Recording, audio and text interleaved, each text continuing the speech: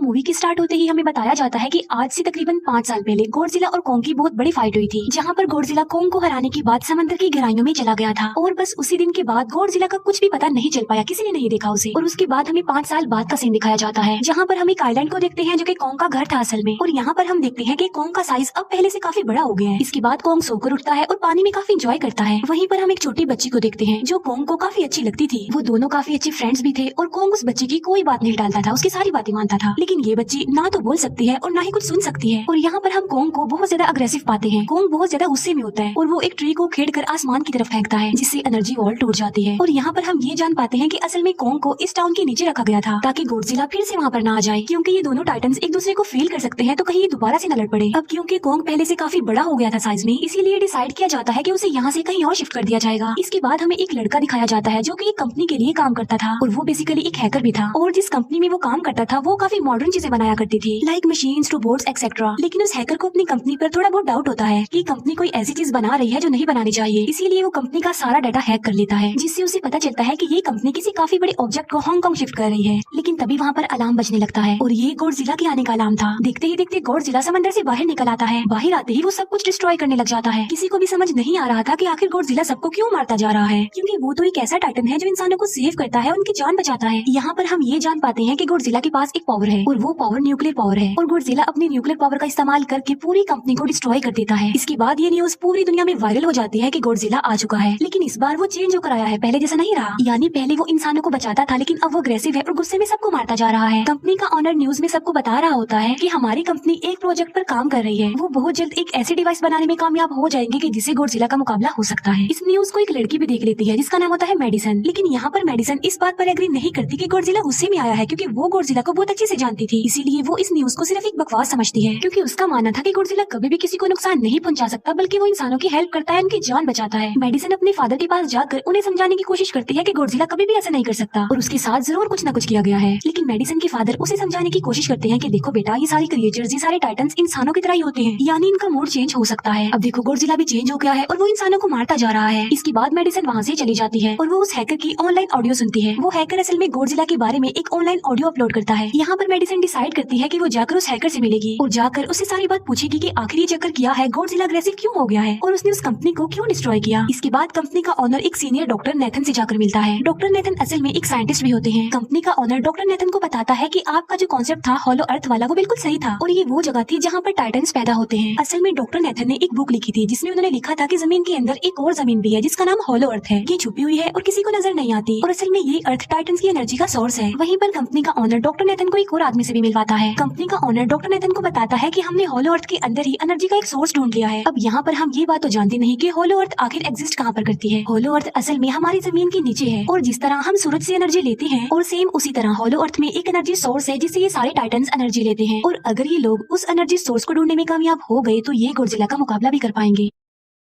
Doctor Nathan उनसे पूछता है कि आखिर हम उस हॉलो अर्थ तक जाएंगे कैसे, क्योंकि अब से कुछ साल पहले मेरे भाई ने भी वहाँ पर जाने की कोशिश की थी लेकिन वो नहीं जा पाया और मर गया। यहाँ पर हम ये बात भी जान पाते हैं कि हॉलो अर्थ में ग्रेविटी नहीं होती, इसीलिए वहाँ पर हर चीज हवा में उड़ने लगती है। जिस पर कंपनी का ऑनर डॉक्टर नेथन को कहता है कि आपको इस बारे में फिक्र करने की कोई जरूरत नहीं है, क्योंकि हमारी कंपनी ने एक एंटी ग्रेविटी कार बनाई है जिसकी मदद से हम वहाँ यानी हॉलो अर्थ पर जाएंगे। कंपनी का ऑनर ये भी बताता है कि हर टाइटन्स में एक एबिलिटी होती है जिसकी मदद से हर टाइटन्स अपने घर को ढूंढ सकता है, इसीलिए हमें एक कोंग की हेल्प लेनी चाहिए। इसके बाद डॉक्टर नेथन अपनी एक फ्रेंड जो कि डॉक्टर थी उससे मिलते हैं और ये फीमेल डॉक्टर कोंग की देखभाल भी करती थी। डॉक्टर नेथन उस फीमेल डॉक्टर को समझाने की कोशिश करते हैं कि हमें कोंग को उसके घर पर भेजना चाहिए और उसका घर हॉलो अर्थ है, क्योंकि हम उसे ज्यादा टाइम के लिए यहाँ पर नहीं रख सकते और अगर वो यहाँ से बाहर निकला भी तो गॉडजिला उस पर अटैक कर देगा, इसीलिए कोंग सिर्फ हॉलो अर्थ में ही सेफ रह सकता है। अब थोड़ी बहस के बाद फाइनली वो फीमेल डॉक्टर भी इस बात के लिए एग्री हो जाती है, क्योंकि इसके अलावा उनके पास और कोई ऑप्शन जो नहीं था। फिर ये लोग अपनी पूरी आर्मी के साथ कोंग को हॉलो अर्थ की तरफ ले जाने लगते हैं। कोंग को ये लोग चेन से बांधकर ले जा रहे थे। कोंग की फ्रेंड यानी वो छोटी बच्ची कोंग से इशारों में बातें करती है। बच्ची बताती है कि कोंग को गुस्सा आ रहा है क्योंकि उसे जंजीरों से बांधा हुआ है। आर्मी का लीडर उस फीमेल डॉक्टर को कहता है कि हम गॉडजिला के रास्ते से नहीं गुजरेंगे और हम किसी दूसरे रास्ते से ही जाएंगे ताकि गॉडजिला को पता न चल पाए। जिस पर वो फीमेल डॉक्टर कहती है कि जी हाँ बिल्कुल हमें ऐसा ही करना चाहिए, क्योंकि गॉडजिला और कोंग की काफी पुरानी दुश्मनी है, क्योंकि वो दोनों ही खुद को मॉन्स्टर्स का किंग समझते हैं और अगर वो दोनों एक दूसरे के सामने आ जाते हैं तो तबाही मचा देंगे। फिर हम मेडिसन को देखते हैं जो कि अपनी फ्रेंड को लेकर उस हैकर से मिलने जाती है। यहाँ पर वो हैकर उन लोगों को बताता है कि असल में कंपनी एक काफी बड़ी चीज बना रही है और उस चीज को बनाकर हांगकांग शिफ्ट कर दिया जाएगा। लेकिन गॉडजिला को ये बात पसंद नहीं नहीं आई, इसीलिए उसने उस कंपनी पर अटैक करके उसे डिस्ट्रॉय कर दिया। फिर हम देखते हैं कि कोंग वाली शिप में अलार्म बजने लगा है। वो बच्ची फीमेल डॉक्टर को बता रही होती है कि गॉडजिला आ रहा है। डॉक्टर नेथन कहता है कि अब क्योंकि गॉडजिला बाहर आ रहा है तो हमें कोंग को भी आजाद कर देना चाहिए, यानी उसकी चेन्स खोल देनी चाहिए ताकि वो गॉडजिला का मुकाबला करके हम सबको बचा ले। और अब फाइनली गॉडजिला बाहर आ जाता है, जो एक शिप को डिस्ट्रॉय करते हुए आगे बढ़ रहा था उन लोगों की तरफ। जब कोंग को पता चलता है कि गॉडजिला आ रहा है तो वो जोर से चिल्लाने लगता है, लेकिन उसे तो चेन से बांधा गया था। फिर ये लोग गॉडजिला पर रॉकेट और मिसाइल से अटैक करते हैं, जिसका गॉडजिला पर जरा भी असर नहीं होता। जो उन लोगों के प्लेन्स होते हैं गॉडजिला उन्हें भी डिस्ट्रॉय कर देता है। और अब गॉडजिला कोंग वाली शिप की तरफ बढ़ रहा था। गॉडजिला उन लोगों की सारी शिप्स को डिस्ट्रॉय कर देता है और यहाँ पर गॉडजिला उनके शिप को पलट देता है, जिससे कोंग और बाकी लोग समंदर में डूबने लगते हैं। फिर वो लोग कोंग की चेन्स को खोल देते हैं ताकि कोंग गॉडजिला का मुकाबला करके उन सबको बचाए। फिर गॉडजिला और कोंग की ग्रेट वॉर होती है, जिससे कोंग गॉडजिला को समंदर में काफी नीचे फेंक देता है। फिर वो पलटी हुई शिप को सीधा करता है ताकि सब लोगों की जान बच सके, लेकिन गॉडजिला एक बार फिर से उठता है और वो उस शिप की तरफ जा रहा था जिसमें वो बच्ची थी। और यहाँ पर कोंग एक शिप से दूसरी शिप पर जंप करके फाइनली उस शिप तक पहुँच जाता है जहाँ पर गॉडजिला आ रहा था। यहाँ पर कोंग गॉडजिला को एक जोरदार पंच मारता है। फाइट बैक करते हुए गॉडजिला भी कोंग को मारता है, जिससे कोंग नीचे गिर जाता है। कोंग एक बार उठकर फिर से गॉडजिला को मारता है और गॉडजिला जाकर समंदर में गिरता है। इस बात से गॉडजिला को काफी गुस्सा आ जाता है और यहाँ पर वो अपनी पावर यानी न्यूक्लियर पावर का इस्तेमाल करता है। ये देखकर कोंग जल्दी से अपनी जान बचाने के लिए पानी में कूद जाता है। गॉडजिला की जो न्यूक्लियर पावर की लाइट होती है वो हर जगह फैल जाती है। सब लोग उसे देखकर काफी हैरान रह जाते हैं और यहाँ पर हमें अंदाजा हो जाता है कि गॉडजिला कितना ज्यादा पावरफुल है। फिर समंदर के अंदर ही उन दोनों के बीच फाइट होने लगती है। गॉडजिला तो पानी में सांस ले सकता था, लेकिन कोंग जो कि इंसानों की तरह था वो पानी में सांस नहीं ले सकता था, इसीलिए कोंग हारता हुआ नजर आ रहा था।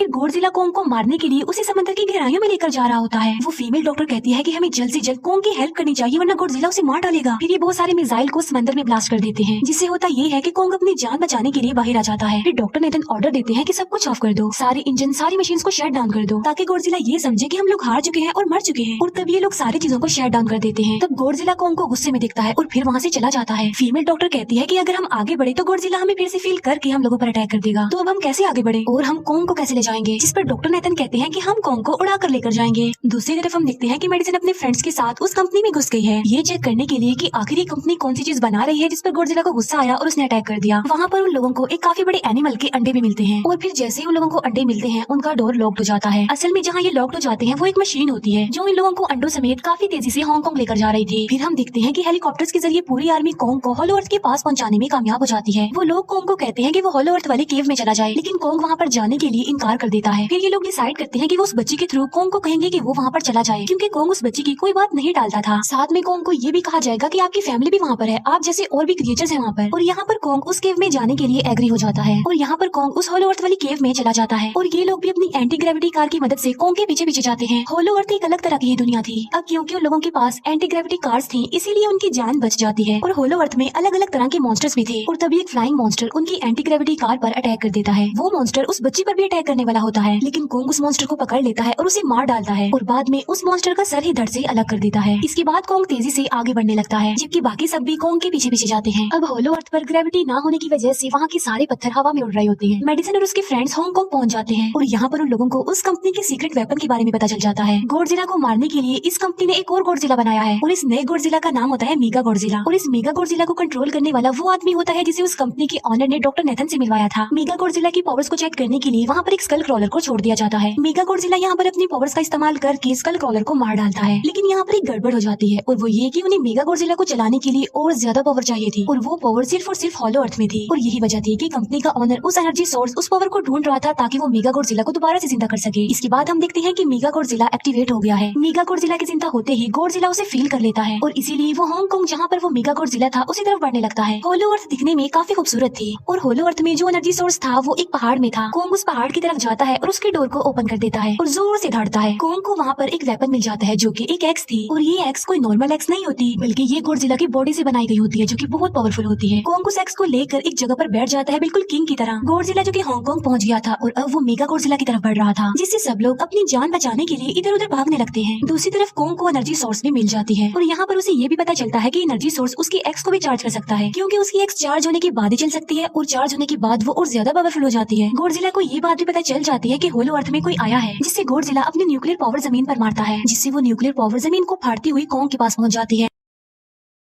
कंपनी की एक फीमेल ऑनर उन लोगों के साथ ट्रेक करती है। वो इस एनर्जी का थोड़ा सा सैंपल अपनी कंपनी के पास भेज देती है ताकि वो लोग मेगा गॉडजिला को एक्टिवेट कर दें। हालांकि फीमेल डॉक्टर उसे ऐसा करने से मना करती है, लेकिन वो उसकी एक नहीं सुनती। और जब उस लड़की को रियलाइज होता है कि यहाँ पर गॉडजिला भी आने वाला है तो वो वहाँ से भागने लगती है। लेकिन तभी कोंग उसकी कार को पकड़कर उसे डिस्ट्रॉय कर देता है। कोंग अपना एक्स लेकर गॉडजिला से लड़ने के लिए तैयार हो जाता है, क्योंकि इस न्यूक्लियर पावर के जरिए गॉडजिला ने कोंग को लड़ने का इशारा दिया था। फिर कोंग वहाँ से भागते हुए हांगकांग आ जाता है। कोंग गॉडजिला पर अटैक करता है, लेकिन बाय मिस्टेक उसकी वो एक्स एक बिल्डिंग में फंस जाती है और मौके का फायदा उठाकर गॉडजिला कोंग को नीचे गिरा देता है। और यहाँ पर इन दोनों के बीच जबरदस्त फाइट होती है। गॉडजिला कई बार अपनी न्यूक्लियर पावर का इस्तेमाल करके कोंग को मारने की कोशिश करता है, लेकिन कोंग बहादुरी से मुकाबला करते हुए हर बार बच जाता है। फिर कोंग अपनी एक्स से गॉडजिला पर अटैक करके उसे इंजर्ड कर देता है, जिससे गॉडजिला को गुस्सा आ जाता है और वो अपनी न्यूक्लियर पावर का इस्तेमाल करके कोंग को दूर फेंकता है। लेकिन कोंग अपनी एक्स की मदद से उस पावर को अपनी तरफ आने से रोक देता है। इन दोनों के बीच काफी देर तक फाइट चलती रहती है। अब क्योंकि गॉडजिला काफी ज्यादा पावरफुल था, इसीलिए कोंग हारता हुआ नजर आ रहा था। गॉडजिला कोंग को इंजर्ड करके वहीं पर फेंक देता है और उसकी चेस्ट पर पैर रख के जोर से धाड़ने लगता है। उसे देखकर कोंग भी जोर से धाड़ने लगता है और तभी गॉडजिला कोंग को छोड़कर वहाँ से जाने लगता है। हम देखते हैं कि कंपनी के ऑनर को वो एनर्जी सोर्स मिल चुका था जिसके जरिए वो मेगा गॉडजिला को जगा दे। यहाँ पर हमें पता चलता है कि मेगा गॉडजिला से काफी पावरफुल है और उससे साइज में काफी बड़ा भी है। लेकिन यहाँ पर मेगा गॉडजिला सब कुछ अपने कंट्रोल में कर लेता है, इसीलिए मेगा गॉडजिला सबसे पहले कंपनी के ऑनर को मारता है और बाद में उसके असिस्टेंट को भी मार डालता है। फिर मेगा गॉडजिला दीवार को फाड़ते हुए बाहर आ जाता है। गॉडजिला जब मेगा गॉडजिला को देखता है तो वो उसे लड़ने के लिए आगे बढ़ता है और उन दोनों के बीच काफी फाइट होती है। अब क्योंकि मेगा गॉडजिला काफी पावरफुल था, इसीलिए गॉडजिला हारता हुआ नजर आ रहा था। Mega Godzilla